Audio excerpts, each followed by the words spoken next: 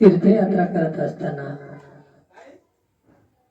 अयोध्येवरून श्री मच्छिंद्रनाथ महाराज तीर्थयात्रा करत करत काशी, मथुरा, प्रयाग, गया आदी तीर्थयात्रा करत करत फिरत असताना पुन्हा एकदा बंगालमध्ये आले आणि बंगालमध्ये फिरत असताना प्रत्येक गावागावामध्ये जाऊन नाथ महाराज भिक्षा मागतात, तीर्थयात्रा करतात. तीर्थयात्रा करता करता बंगालमध्येच एकदा चंद्रगिरी नावाच्या गावात आले आणि त्या गावात भिक्षा मागत असताना सर्वोपदया नावाच्या ब्राह्मणाच्या घरी मच्छिंद्रनाथ महाराज आले आणि त्या घरी येताच त्यांना 12 वर्षापूर्वी या घरी एका ब्राह्मण स्त्रीला पुत्र प्राप्तीसाठी आपण विभूती दिली होती ती आठवली आणि नाथांनी विचार केला की 12 वर्षापूर्वी दिलेली विभूती आतापर्यंत त्यांचा मुलगा 12 वर्षाचा झाला असेल, म्हणून आपण योगायोगाने या ठिकाणी आलो तर त्यांना भेटूनच जाऊ या उद्देशाने नाथांनी त्या घरासमोर जाऊन आवाज दिला, अलख निरंजन भिक्षाम देही माई भिक्षावार. त्या घरातल्या स्त्रीने कोणीतरी जती आपल्या घरी भिक्षा मागण्यासाठी आलेला आहे हे पाहून भिक्षा वाढण्यासाठी एका पात्रामध्ये काही भिक्षा घेतली आणि त्या जतींना त्या साधूंना वाढण्यासाठी ती घराबाहेर आली. येऊन पाहतात तर काय दारासमोर एक तेजस्वी जती उभा आहे आणि त्यांनी त्या ब्राह्मण स्त्रीकडे पाहिलं. तिच्या चेहऱ्यावरती निराशा होती, नाराज चेहरा होता. त्यांनी विचारलं, माई भिक्षा वाढत असताना तुमच्या चेहऱ्यावरती निराशा आहे, दुःख आहे, माई दुःखाचं कारण काय आहे? आणि नाथांनी त्यांना विचारलं. नाथांनी मनामध्ये विचार केला की आपण 12 वर्षापूर्वी याच गावात याच घरी एका स्त्रीला पुत्र प्राप्तीसाठी विभूती देऊन गेलो होतो. ही तीच स्त्री आहे की आपलं काहीतरी चुकत आहे? विचार करून नाथांनी त्या स्त्रीला विचारलं, बाई तुमचं नाव काय, पतीचं नाव काय? आणि ते सर्व खात्री करून घेतल्यानंतर नाथांनी त्यांना सांगितलं, माई तुमचा मुलगा कुठे आहे, त्याला बोलवा जरा. तेव्हा त्या ब्राह्मण स्त्रीने सांगितलं की बाबा महाराज मी आजही ही पुत्रिकच आहे, आजही मला संतान नाही. तेव्हा नाथांना आश्चर्य वाटलं आणि मच्छिंद्रनाथ म्हणाले, बाई 12 वर्षापूर्वी मी तुला एक विभूती दिली होती आणि ती विभूती संजीवनी मंत्राने भरलेली होती, म्हणून ती विभूती फुकट जाणार नाही, ती व्यर्थ जाणार नाही. आणि मी विभूती दिली होती, त्याचा पुत्र जन्माला आलाच असेल आणि त्या पुत्राची कुठे आहे हे कळाल्याशिवाय मी इथून जाणार नाही. नाथांचे हे शब्द ऐकून 12 वर्षापूर्वी घडलेला प्रसंग त्या सरस्वती बाईला आठवला आणि त्या सरस्वती माईने नाथांचे चरण धरले आणि त्या नाथांच्या चरणावरती डोकं रडत आहे, विनंती याचना करत आहे की प्रभू मला क्षमा करा, मला माफ करा, कारण माझ्याकडून एक खूप मोठी चूक घडली आहे, एक अपराध घडलेला आहे. मी क्षमा मागण्या योग्य सुद्धा नाही, परंतु मला क्षमा करा, मी तुम्हाला शरण आहे. तेव्हा नाथांनी विचारलं, बाई घडलेला प्रसंग मला सांग आणि ती विभूती कुठे आहे, ती विभूती कुठे ठेवली आहे ते सांग. तेव्हा त्या सरस्वती बाईंनी सांगितलं, महाराज तुम्ही माझ्यावरती दया केली, तुम्ही माझ्यावरती कृपा केली, मला विभूती प्रसाद दिला, परंतु मी ही गोष्ट शेजारच्या काही महिलांना सांगितली आणि त्यांनी नाथपंथी साधूंविषयी काही वाईट बोलून माझ्या मनामध्ये संशयाचं बीज पेरलं आणि माझी बुद्धी पालटली. मी ती विभूती गाईच्या उकरड्यावरती टाकून दिली.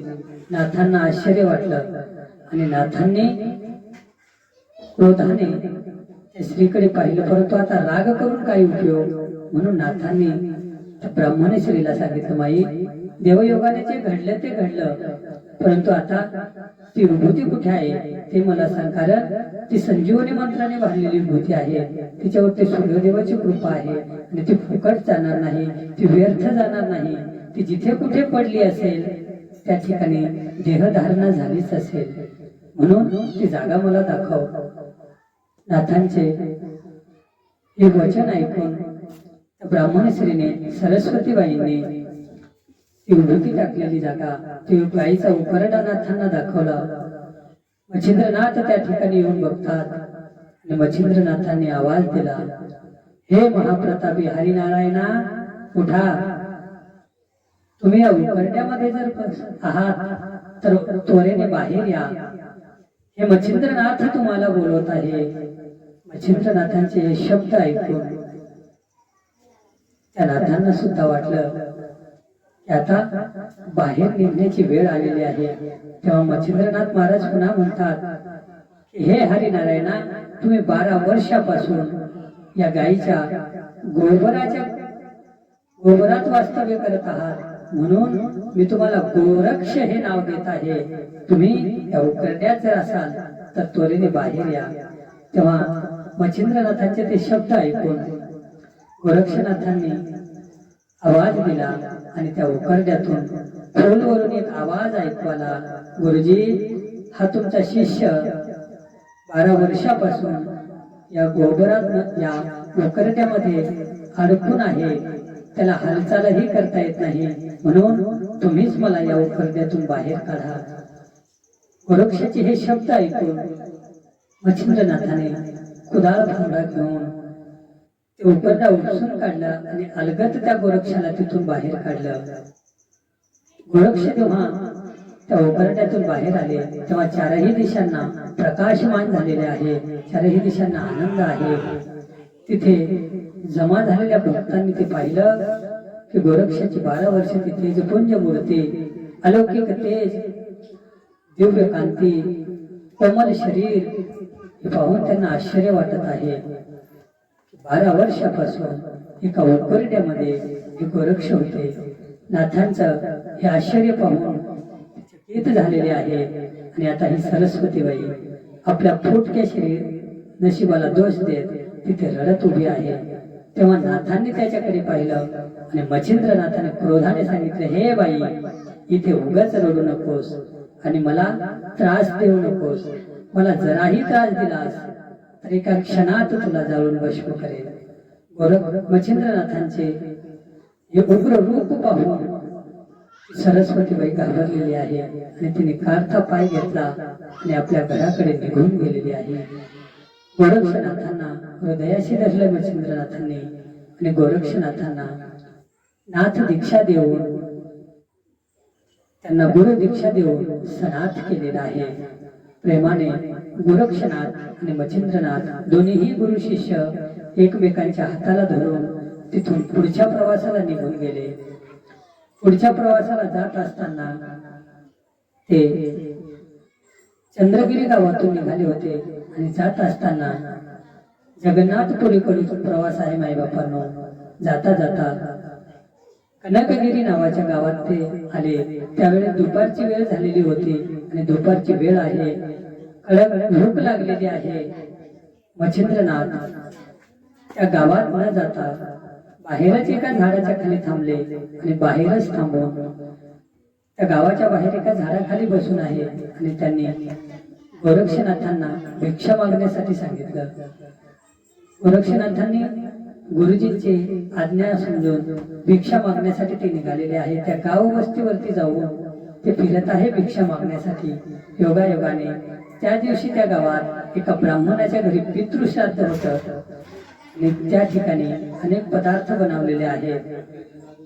योगायोगाने गोरक्षनाथ भिक्षा मागण्यासाठी त्याच घरासमोर आले आणि अलख निरंजन आदेश भिक्षाम देही माई भिक्षावार हे आवाज ऐकून कोणीतरी जती आपल्या घरी भिक्षा मागण्यासाठी आलेला आहे हे पाहण्यासाठी त्या घरातल्या कर्त्या स्त्रीने बाहेर आली. ते कर्ती स्त्री बाहेर आली आणि ती बाहेर येऊन पाहते तर काय, एक 12 वर्षाची तेजपुंज मूर्ती, अलौकिक तेज आहे असा योगी महात्मा आज आपल्या घरासमोर दारात येऊन उभा आहे.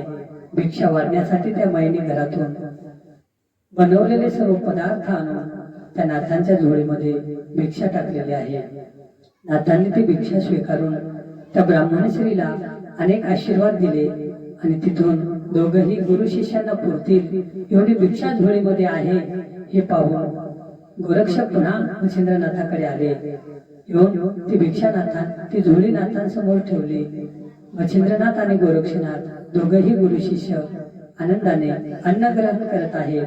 अन्न ग्रहण करता करता मच्छिंद्रनाथांच्या मनामध्ये असे विचार आला की हे वडे खूप रुचकर आहे, चविष्ट आहे आणि आणखी एखादा वडा मला मिळाला असता, आणखी एखादा वडा खाण्याची नाथांची इच्छा आहे.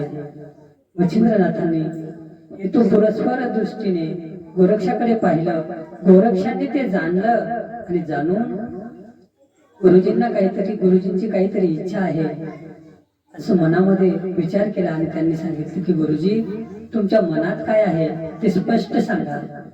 तेव्हा मच्छिंद्रनाथांनी सांगितले की वत्सा गोरक्षा, तू आणलेल्या भिक्षामध्ये जे वडे होते ते खूप रुचकर होते, चविष्ट होते आणि माझ्या मनामध्ये आणखी एखादा वडा खाण्याची इच्छा आहे. तेव्हा गोरक्षाने सांगितलं गुरुजी, एवढीच तुमची इच्छा आहे ना, मग आता जाऊन आणतो.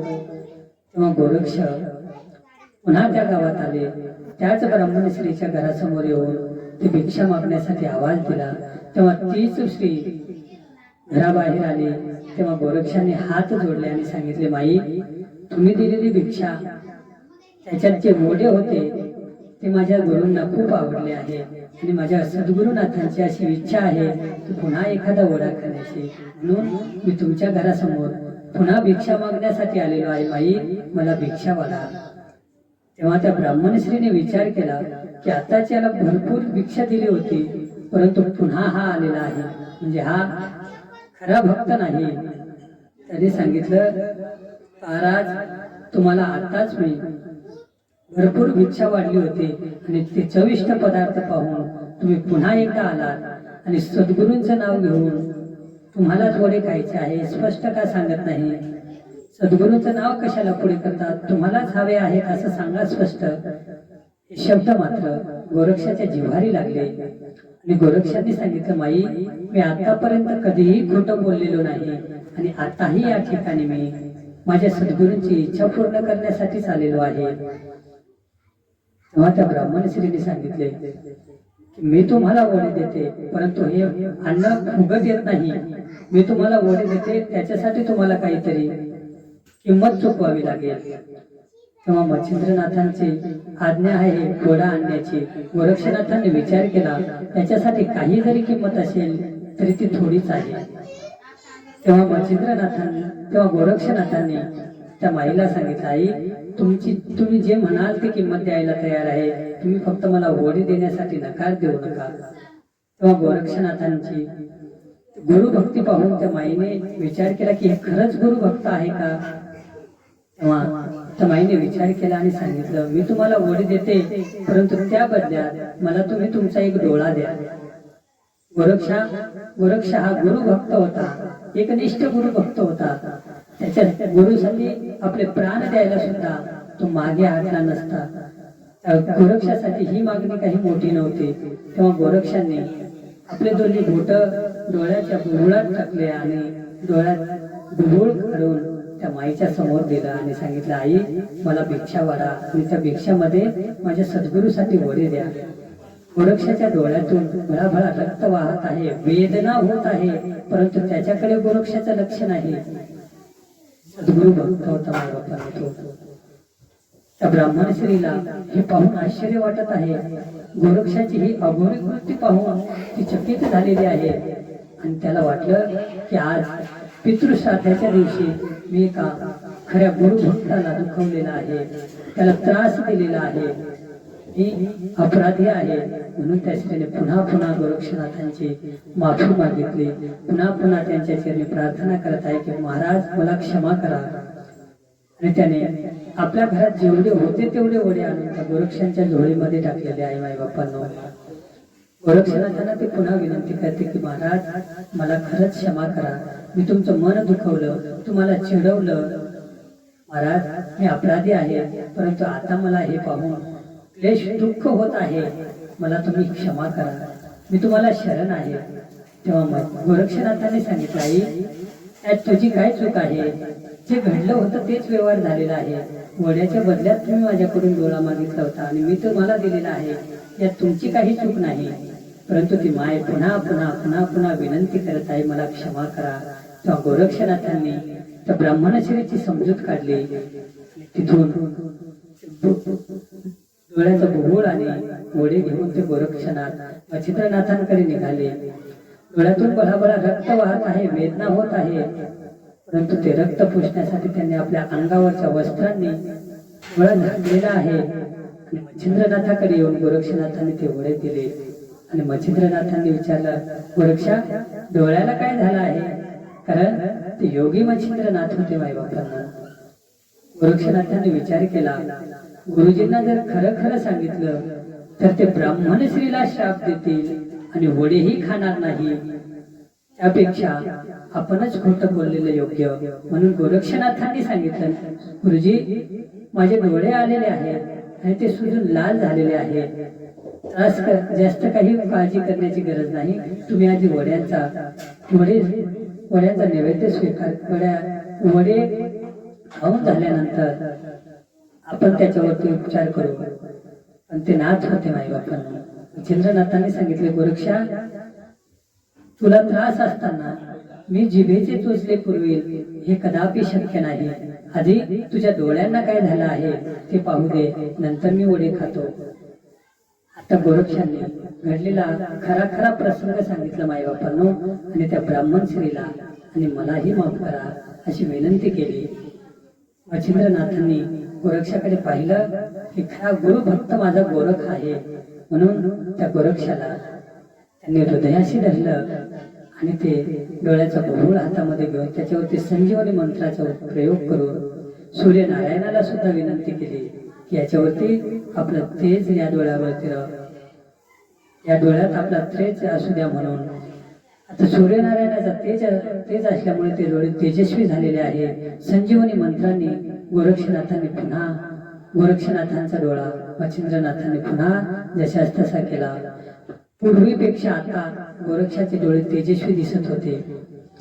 मच्छिंद्रनाथांनी गोरक्षाला हृदयाशी धरलं आणि खराच गोरक्ष, तू माझा शिष्य आहे, खरा गुरुभक्त गोरक्ष आहे. म्हणून नाथांनी त्याला आपल्या मांडीवरती बसवलं आणि ते दोघंही गुरु शिष्य आनंदाने ते वडे खात आहे. त्या दिवशीपासून त्याच ठिकाणी गोरक्षनाथ आणि मच्छिंद्रनाथ एक महिनाभर वास्तव्य केला. आणि त्या महिनाभरात गोरक्षनाथाला मच्छिंद्रनाथांनी सर्व विद्या शिकविल्या. प्रभू दत्तगुरूकडून जे मिळालेल्या विद्या होत्या त्या शिकविल्या आणि त्याला परिपूर्ण आपल्यासारखंच सामर्थ्यवान बनवलं मायबापांनो.